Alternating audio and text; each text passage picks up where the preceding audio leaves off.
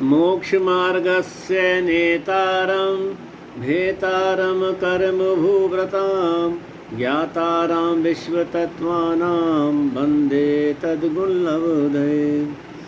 मंगलं भगवान् वीरो मंगलं गौतमो गणी मंगलं कुन्दकुन्दाद्यो जैन धर्मोऽस्तु मंगलम्। सर्वमंगलमांगल्यं सर्वकल्याणकारकं प्रधानं सर्वधर्माणां जैनं जयतु शासनं जैनं जयतु शासनम्। आचार्य कुंदकुंज स्वामी जयवंत हो। आचार्य गुरुवर उमा स्वामी जयवंत हो। जिनवाणी माता जयवंत हो। मैं 10 धर्म का मंगलाचरण पढ़ रहा हूँ। जो क्रोध मद माया अपावन लोभ रूप विभाव है, उनके अभाव स्वभाव में उत्तम क्षमादि स्वभाव है। उत्तम क्षमादि स्वभाव ही इस आत्मा के धर्म है। वे सत्य शाश्वत ज्ञान में निज धर्म शेष अधर्म है। निज आत्मा में रमण संयम रमण ही तप त्याग है। निज रमण आकिंचन्य है। निज रमण परिग्रह त्याग है। निज रमणता ब्रह्मचर्य है। निज रमणता 10 धर्म है। निज जानना पहचानना रमना धर्म का मर्म है। अरहंत है अरहंत है 10 धर्म धारक सिद्ध है। आचार्य है उपधाय है।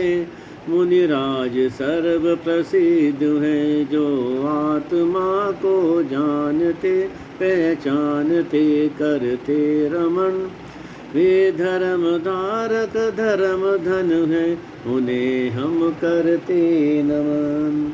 उत्तम शौच धर्म की जय। शुचे भावे शौचम, शुचिता अर्थात पवित्रता का नाम शौच धर्म है। शौच के साथ लगा उत्तम शब्द ये सम्यक दर्शन का सूचक है।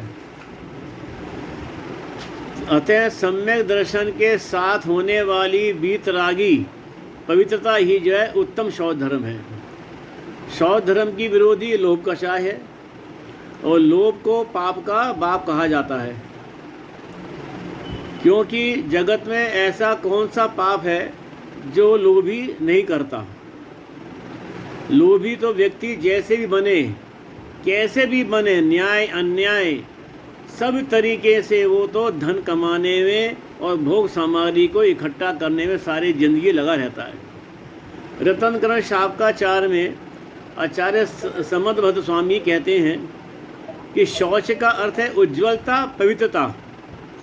जो जगत में अज्ञानी मिथ्या दृष्टि जो बहिरात्मा जीव होते हैं वे तो सिर्फ शरीर की उज्ज्वलता पवित्रता व स्नान करने को ही शौच कहते हैं,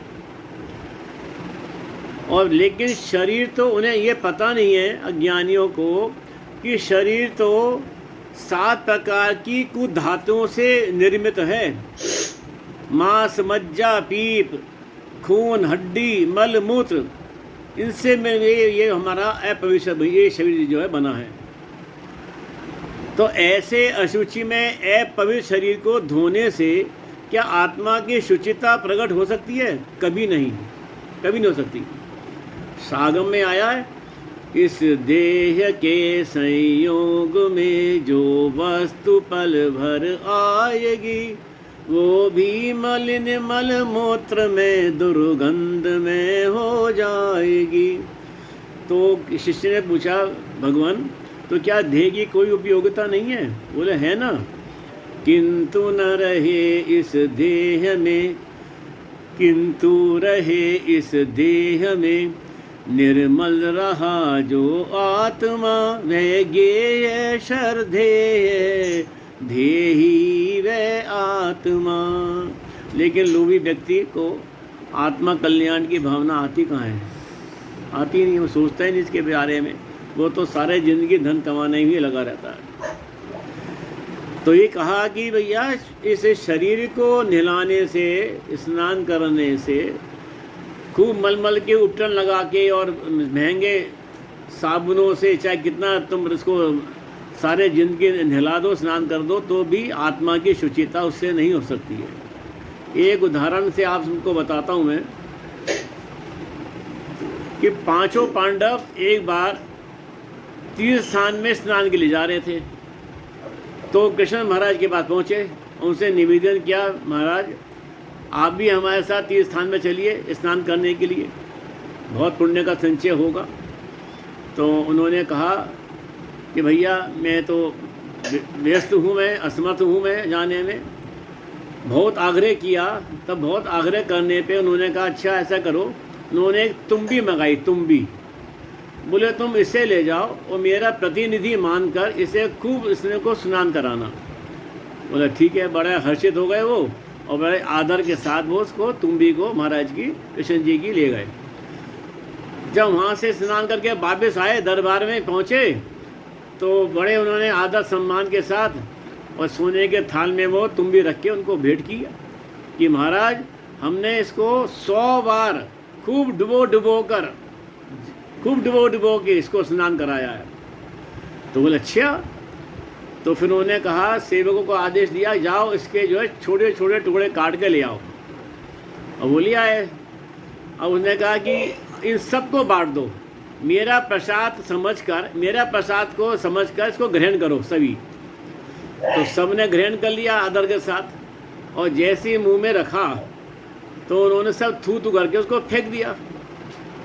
बोले क्या हुआ? कृष्ण जी बोले क्या हुआ? महाराज तो बहुत कड़वी है। अरे तुमने 100 बार स्नान कराया तो फिर कड़वी कहाँ है? तो उन्होंने कहा भैया स्नान कराने से इस देह की जो अपवित्रता है, जो अशुचिता है, वो दूर नहीं हो सकती है। देखो हम सारी जिंदगी स्नान खूब करते हैं, लेकिन क्या कभी हमारी आत्मा की जो मलिनता है पड़ी है, कषायों की, राग देशी, कभी क्या दूर हुई है कि आज तक वो नहीं हुई है? तो इसी प्रकार इस अपवित्र देह को आप रोजाना कितनी जिंदगी तुम नहलाओ धुलाओ, ये शुद्ध होने वाली नहीं है। जब तक आत्मा में लोभ कषायों की मलिनता पड़ी है, राग देश भावों की मलिनता पड़ी है, मोह मिथ्यात्व की मलिनता पड़ी है, वो बाह्य शरीर के स्नान से शुद्ध होने वाली तीन काल में नहीं है।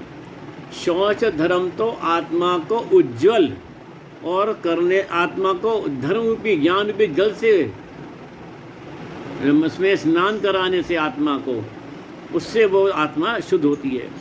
अतः आत्मा की जो लोभ रूपी जो मलिनता है वो नष्ट करने में तभी आत्मा की शुचिता होगी। आत्मा की लोभ की जब मलिनता नष्ट हो जाएगी।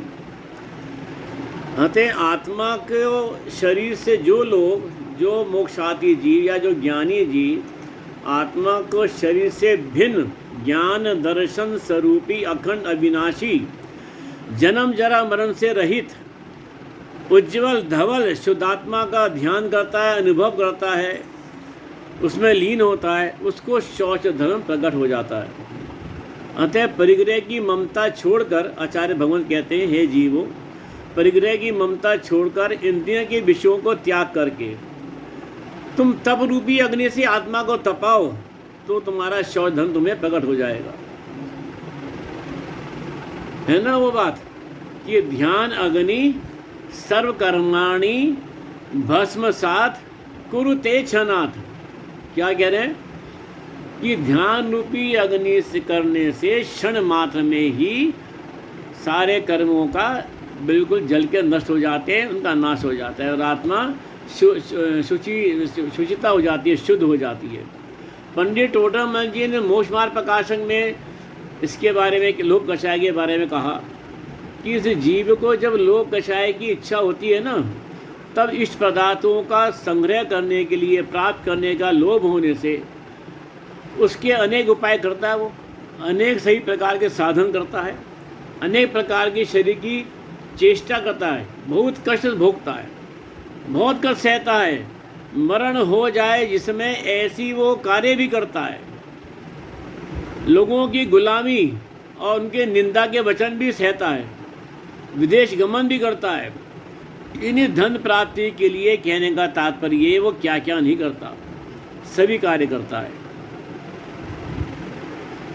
बहुत इतने पर भी जब इष्ट वस्तु की प्राप्ति ना हुई, जब इतना वो उपाय करता है, इतने अनेक प्रकार के धन को प्राप्त करने के अनेकों शरीर को कष्ट देकर भी जब इतने उपाय करता है, तब भी उसको अगर इष्ट वस्तु की प्राप्ति नहीं होती तो बहुत संतापवान होता है, दुखी होता है, और दुखी होकर अपने अंगों का घात करता है, यहाँ तक कि विष खाकर मर जाता है। यह लोभ कषाय की उत्कृष्टता है।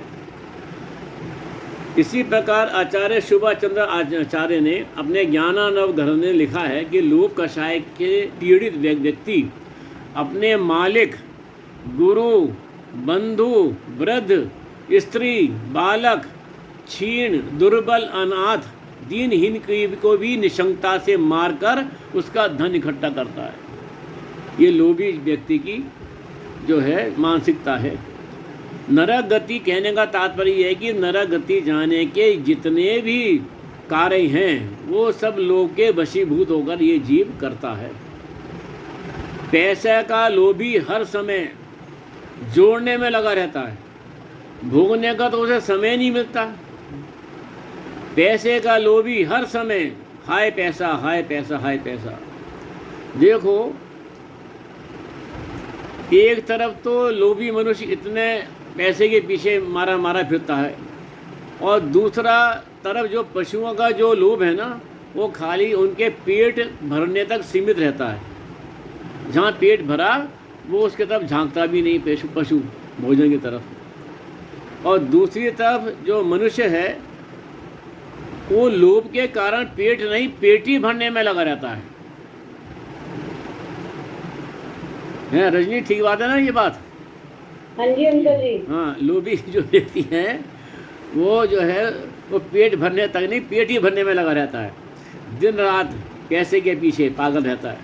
आचार्य कहते हैं, हे जीवो, ये पूर्वोपार्जित पुण्य के उदय से धन की प्राप्ति होती है। आगम में स्पष्ट आया है कि हे जीवो, तुम जितना तुम्हें जिंदगी भर धन मिलना है ना, उससे ना एक पैसा कम ना एक पैसा ज़्यादा, चाहे तुम कितना पुरुषार्थ कर लो, तुम्हें मिलने वाला नहीं है।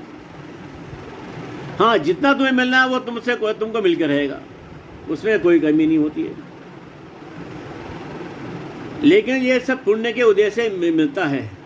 इसलिए आचार्य कहते हैं, हे जीवो, जितना भी पुण्य के उदय में जो तुम्हें धन की प्राप्ति है उसमें संतोष धारण करो। संतोष सबसे बड़ा धन है।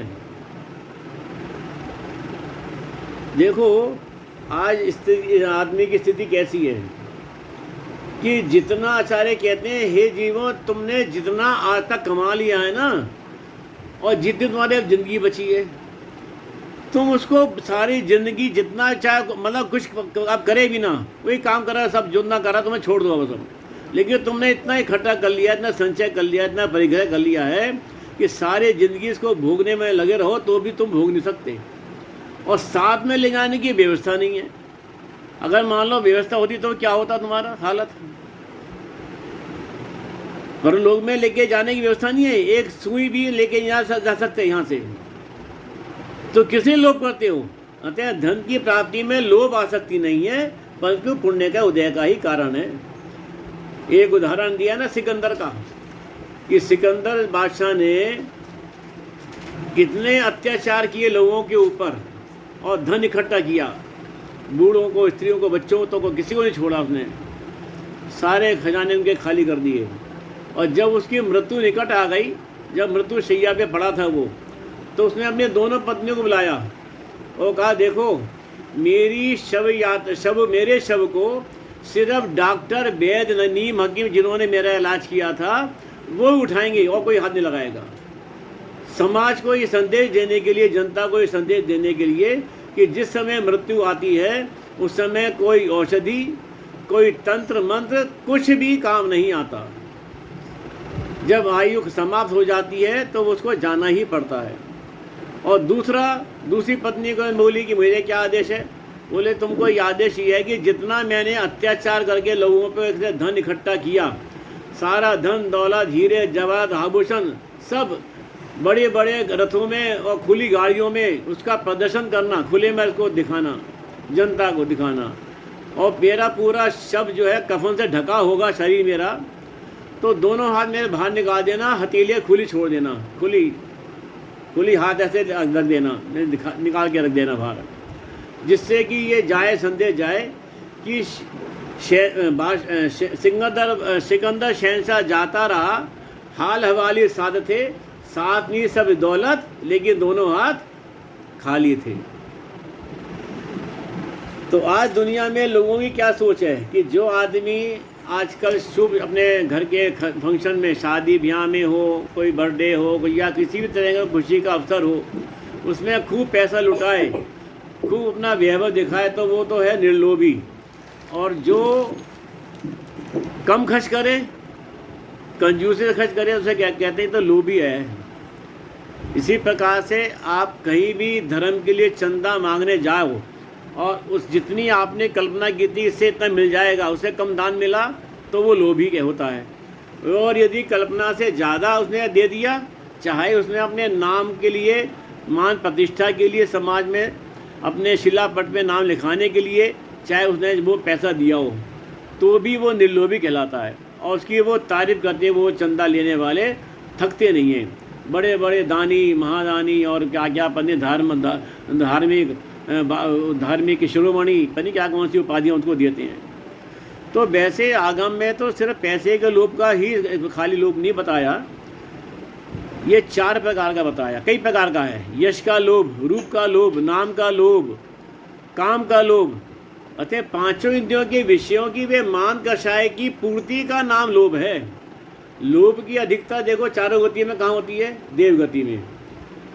जो अपने से वैभवशाली हैं, बड़े रिद्धिधारी देव हैं, उनका वैभव और ऐश्वर्य देख के जो छोटे देव हैं तो कहते देव तो मैं भी हूँ, देव ये भी है, लेकिन देखो इसके पास कितना वैभव है, कितना इसके पास जो है संपदा है, कितना इसका वैभव है, कितनी रिद्धियाँ इसके पास है, तो वो उसके वैभव को देखकर लोभ के कारण ईर्ष्या में जलता है। जिस कागज के नोट के लिए ये इंसान मारा फिरता है, वो नोट अगर गाय के आगे रख दो तो वो सूंघेगी भी नहीं। क्यों प्रद्युमन जी? वो गाय जो है उस नोट को सूंघेगी भी नहीं, ठीक है ना। और यदि उसके आगे घास का ढेर लगा दिया जाए तो फौरन झपट पड़ेगी उस पर।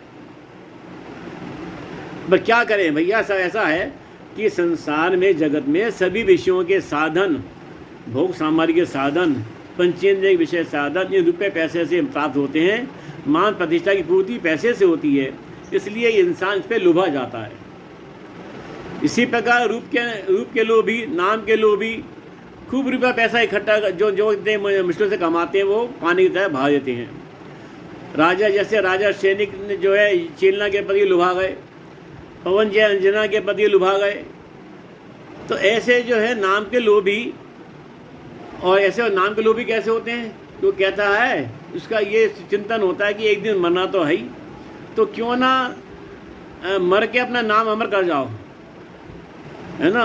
इसलिए अपना नाम कमाओ और उसको अमर कर जाओ अपने नाम को। तो खूब वो पे दान देता है, बड़े बड़े शिलापट लिखवाता है मंदिरों में और तीर्थ स्थानों पर कि हमारा नाम अमर रहेगा। देखो कैसी जीव की अज्ञानता और मिथ्या श्रद्धान है कि आत्मा को तो मरणशील जानता है और शरीर जो क्षणभंगुर है, नाशवान है, उसको अमर बनाना चाहता है। तो ऐसे जीव जो है जगत में भरे पड़े हैं। भरत चक्रवर्ती का आपको याद होगा प्रसंग, जब भरत चक्रवर्ती बन गए, तब वो जो अपने पर्वत पे शिलापट पे अपना नाम लिखाने गए कि वो सोच रहे थे कि मैं ही पहला चक्रवर्ती हुआ हूँ, तो बड़ा उनको अभिमान था, अभिमान में भर के गए थे वहाँ पे। लेकिन जब शिलापट देखी, यहाँ पे जाके देखी, तो पूरी शिलापट जो है चक्रवर्ती के नाम से भरी पड़ी थी, जरा सा भी वहाँ पे कोई जगह नहीं थी बची थी। तो उन्होंने उनका मान खंडित हो गया, जब ही एक नाम हटाया और अपना नाम लिख दिया और ये सोचा कि कल को कोई और चक्रवर्ती बनेगा, वो यहाँ पे आएगा और मेरा नाम मिटा देगा, अपना नाम लिख देगा। ठीक है ना। तो इस प्रकार से भैया ये जो नाम का लोभ है या रूप का लोभ है, ये लोभ जो है काहे का है, ये सब शरीर से संबंधित है और शरीर तो नाशवान है। यहाँ शरीर से यहाँ से गमन हो गया सारा, सब चाहे चक्रवर्ती थे तुम, क्या थे, कुछ नहीं रहा यहाँ पे। अब अमृतचंद्राचार्य ने इसी प्रसंग में तत्वासात में लिखा है कि भोग, उपभोग, जीवन और इंद्रिय विषयों का 4 प्रकार का ये लोभ होता है। इसके लिए और इसके त्याग का नाम शौच धर्म है। तथा 5 इंद्रिय संबंधी लोभ की चर्चा आगम में इस प्रकार आती है। आपको पता है, सुना होगा आपने कई दफे, कि रूप का लोभी जो होता है पतंगा, वो अग्नि में जलकर, कर्ण पीरे संगीत का लोभी जो हिरण होता है वो शिकारी के बाण में बिंध कर, और स्पर्श काम का लोभी हाथी हथिनी के लोभ में गड्ढे में गिर कर, और गंध का लोभी भौरा कमल में बंद हो जाता है उसके बंद कर, और रसना इंद्रिय की जो लोभी है मछली, वो धीवर के कांटे में फंस कर अपने प्राण गंवा देते हैं। ये 5 इंद्रियों के एक एक इंद्रिय संबंधी लोभ का की जो है ये इसमें उदाहरण आया है आगम के अंदर। लालसा, लालच, तृष्णा, अभिलाषा, चाह, ये सभी लोभ के ही पर्यायवाची शब्द हैं। कुछ लोभ तो इतने परिष्कृत होते हैं कि वो लोभ दिखाई नहीं पड़ता, वो लोभ दिखाई नहीं पड़ता, उसमें धर्म का भ्रम हो जाता है। स्वर्ग जाने का लोभ इसी प्रकार का है, जो स्वर्ग जाने का लोभ है ना, वो इसी प्रकार का है कि पुण्य का संचय करो तो हमें देवगति की प्राप्ति हो जाएगी। इस लोभ से वो धर्म करते हैं। देखो बहुतों की बात ये होती है कि हमें देवगति प्राप्त होनी है, तो देवगति प्राप्त करने के लिए पुण्य का संचय करना चाहिए। एक उदाहरण, ये सच्ची घटना है बुंदेलखंड की, कि एक सेठ जी के जो परिवार के जो पंडित जी थे, वो उनको लोभी कहते थे, प्यार से, स्नेह से, प्रेम से लोभी कहते थे उनको, सेठ जी को। एक बार सेठ जी को मैंने विचार बनाया और पंडित जी को बुलाया कि मुझे पंचकलाना कराना है और गजरत चलवाना है, गजरत। तो वो पंडित जी तपाक से बोले, तुम जैसे लोभी क्या गजरत चलवाएंगे, क्या पंचकलाना करवाएंगे। तब सेठ ने बहुत आग्रह किया, तब पंडित जी बोले ठीक है, तो लाओ जल्दी से 5,000 रुपया मंगाओ। 5,000 रुपया, बहुत पुरानी बात है, बहुत 20 सालों की, क्या 40-50 कितने सालों की बात है, बहुत पुरानी बात है। जब पैसे नहीं चलते थे, जब सिक्के ज़्यादा चलते थे, सिक्के ज़्यादा प्रचलन में थे, तभी सेठ जी ने 1-1 हज़ार की 5 थैलियाँ सिक्कों की से भरी मंगा दी। एक थैली का वजन 10 किलो था। तो 5 मजदूर बुलाए गए और पंडित जी ने कहा कि चलो सेठ जी मेरे साथ चलो, और वो उनको बेतवा नदी पे ले गया। पंडित जी थे, सेठ जी थे, वो 4 मजदूर थे, वो 5 मजदूर थे जो थैलियाँ पड़े हुए थे। और जब वो बेतवा नदी की जब गहरी धारा आ गई, तब उन्होंने कहा कि पंडित जी सेठ जी इसमें फेंक दो इस पैसे को, इन थैलियों को, और घर चलकर गजरत की तैयारी करो। तो जैसे ही वो सेठ जी वो फेंकने लगे, जैसे जब ही उनको हाथ पकड़ लिया, बोलिए नहीं अब तुम जो है गजरत चलवा सकते हो और पंचकलाना करवा सकते हो। तो कहने का तात्पर्य क्या है कि उस समय के 5,000 आज के 5-10 लाख से कम नहीं होंगे वो। तो उनको पंडित जी को क्या बताना था कि सेठ जी ये 5,000 तो तुम्हारे पानी में गए, तुम्हें अगर तुम्हारे अंदर और खर्च करने की ताकत हो तो हिम्मत करो, तो बताओ। तो उन्होंने ठीक है, तो बोले कि आप कराइए। और उस समय उन्होंने सेठ जी ने दिल खोज के खर्च किया और खूब ही बहुत शानदार भव्य जो है वो पंचकलाना भी हुआ और शानदार गजरत भी हुआ। तब सेठ जी ने पंचकलाना ख़त्म होने के बाद पंडित जी को जब घर पे आए तो बोला कि पंडित जी एक बार ज़रा मुझे लोभी और कोई एक कह दो, एक बार ज़रा लोभी कह दो। तो बोले एक बार नहीं, मैं 10 बार कहूँगा तुमको, लोभी लोभी लोभी और महालोभी। बोले कैसे?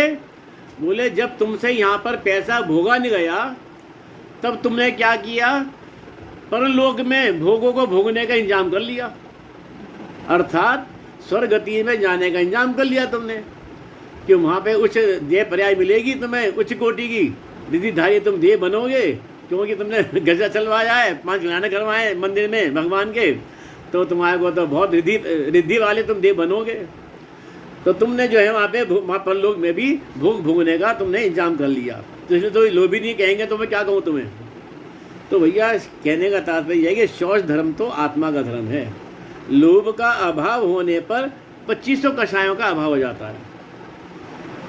अतः स्वभाव से आत्मा परम पवित्र है। पर्याय में जो राग देश मोह की अपवित्रता है वह नहाने धोने से नष्ट नहीं होती है, वह तो आत्मज्ञान, आत्मध्यान, शील, संयम, जप तप के प्रभाव से ही वो शुद्ध होती है आत्मा। यद्यपि देह मैली है पर अनंत गुणों का पिंड आत्मा ये शुद्ध है, निर्मल है, उज्ज्वल है, धवल है। यही कारण है कि देह की स्वच्छता पर ध्यान न देने वाले मुनिराज आत्मगुणों का विकास करके उत्तम शौच धर्म प्रकट करते हैं। अब वो देखो स्नान भी नहीं करते मुनिराज, हमारे स्नान नहीं करते, तो उनके ऊपर मैल के जो है वो बड़े बड़े वो धब्बे से दिखाई देते हैं, मैल खुरन दिखाई देते हैं, मैल के जम जाते हैं मैल। तो भी वो क्या है, वो उनके आभूषण है, वो मुनि की जो देह है वो आभूषण है उनके यहाँ। उनका उसकी तरफ देह के प्रति बिल्कुल निरपेक्ष भाव होता है, उदासीनता होती है, वो उसके तरफ ध्यान ही नहीं देते। उनको तो हमेशा अपने 24 घंटे अपनी आत्मा के शुद्ध उपयोग में रमण करना है, लीन रहना है, अपनी आत्मा को शुद्ध बनाना है जो अनादिकाल से अशुद्ध हुई है, और शुद्ध बना के सिद्धालय में उनको जाना है। उनका जो ध्येय है वो सिद्धालय है। देखो कहते हैं, अंत में आगे बात हो गई, ख़त्म करूँगा मैं, कि पवित्र उसे कहते हैं जिसको छूने पर जो छूने वाला है वो भी पवित्र हो जाए। अर्थात जैसे पारस को लोहे से छू दो तो लोहा क्या बन जाएगा, पारस बन जाएगा। इसी प्रकार से महापवित्र शुद्धात्मा का स्पर्श करके, उसकी श्रद्धा करके, अनुभव करके जो पर्याय स्वयं पवित्र बन जाए, उस पर्याय का नाम शौच धर्म है। अतः हम सभी ऐसी शुद्धात्मा के जो हम स्वामी हैं, हम सभी इस आत्मा का है नहीं धारा, बताओ हम सबके अंदर आत्मा विद्यमान है या नहीं है। तो हम सभी शुद्ध आत्मा के स्वामी हैं। अपने शुद्ध स्वभाव को जानकर, उसकी श्रद्धा करके, उसका अनुभव करने का पुरुषार्थ करें तो परम पवित्र शौच धर्म को प्रकट करें और इस अपने आत्मा कल्याण करें। इसी भावना से आज का ये शौच धर्म का विषय हमारा पूरा होता है। अब मैं इसकी पूजा में जो शौच धर्म का वर्णन आया है तो वो उसका हम ज़रा वर्णन करते हैं ज़रा आज।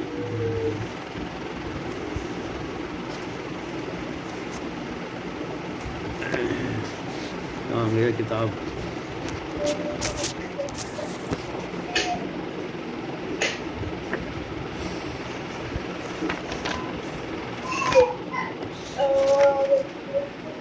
धर हृदय संतो करऊँ तपस्या देह सो, शौच सदा निर्दो धर्म बड़ो संसार में। हृदय में संतोष धारण करके शरीर से तपस्या करनी चाहिए और दोष से रहित 18 प्रकार के दोषों से रहित उत्तम शौच धर्म ही सबसे बड़ा धर्म है। उत्तम शौच सर्व जग जाना, लोभ पाप को बाप बखाना, आशा पाश महा दुख दानी, सुख पावे संतोषी प्राणी, प्राणी सदा सुशील जप तप, ज्ञान ध्यान प्रभावते, नित गंग जमोद समोद न्याहे, अशुचि दोष सुभावते, ऊपर अमल मल भरियो भीतर, कौन विधि घट शुचि कहे, बहुदेह मैली सुगन थैली, शौच गुण साधु लगे। उत्तम शौच सर्व जग जाना, उत्तम शौच धर्म सब जगत में विख्यात है। यह लोभ कषाय के अभाव में होता है। लोभ सब पापों का बाप है, उत्पन्न करने वाला है। आशा इच्छा रूपी जो भयानक दुखों को देने वाली है। अतः संतोष को धारण करने वाले जीव सुख पावे संतोषी प्राणी, और आशा पाश महादुखदानी। आशा रूपी जो इच्छा है वो तो भयानक दुख को देने वाली है। इस जीव की शुचिता शील, जप, तप, ज्ञान, ध्यान के प्रभाव से होती है। हमेशा गंगा, यमुना आदि नदियों में एवं समुद्र में कितना भी स्नान करो तो भी ये शुचिता नहीं होती, अर्थात ये जो मलिन शरीर है, अपवित्र शरीर है, पवित्र नहीं होता, क्योंकि शरीर का स्वभाव ही अपवित्र है। ये ऊपर से तो अत्यंत निर्मल दिखता है, स्वच्छ दिखता है, उज्जवल धवल दिखता है, परंतु उसके अंदर तो मल ही भरा हुआ है। ऐसे शरीर को किस प्रकार पवित्र किया जा सकता है? पवित्र शरीर सुगुणों का भंडार है। सुगुणों का मतलब दुर्गुणों का भंडार है, और अर्थात इसके अंदर जो रहने वाले जो आत्मा है वो अनंत गुणी है, वो गुणों का भंडार है। तो इसकी पवित्रता साधु महाव्रत धारण करके ही प्राप्त करते हैं। तो इनको महाव्रती, इनको उत्तम शौधर्म किसको होता है? महाशुद्धों में लिए रहने वाले जो हमारे मुनिराज हैं, जो शपथ श्रेणी मानते हैं, तो शपथ श्रेणी मानने वाले जो नियम से उसी भव से मोक्ष जाते हैं, तो अनंत केवली भगवान ये हमारे क्या है? उत्तम शौच के धारी हैं। और पांचों परमेष्ठी जो है, साधु है, उपाध्याय हैं, आचार्य हैं, वो अपनी भूमिका के अनुसार वो उनके अंदर शौच धर्म उनके अंदर प्रकट होता है। तो इस प्रकार से ये जो पूजा आप लोग पढ़ते हो आप लोग, तो उसका ये इस प्रकार का ये अर्थ है, इसके अंदर बताया मैंने। तो इसलिए ये आज इसका जो प्रसंग है शौच धर्म का हमारा आज पूरा हो गया। अब उसकी स्तुति कर लेते हैं जिनवाने की। न में समय साराये स्वानुभू चकासते चित स्वभावाये भावाये सर्वावंतरी छिदे। श्रुत ज्ञान से जो जानते हैं श्रुत केवल आत्मा, श्रुत केवली उनको कहे ऋषि जन प्रकाशक लोक के। जो सर्व श्रुत को जानते उनको कहें श्रुत केवली। सब ज्ञान ही है आत्मा बस, इसलिए श्रुत केवली। जावानी के ज्ञान ते सूझे लोकालोक, सोबानी मस्तक नमु सदा दिए दो। हे जिनवानी भारती तोय दपो दिन रैन, जो तेरी शरणा गए सो पाए सुख। जय जिनवाणी माता की जय हो, जय हो। सबको जय।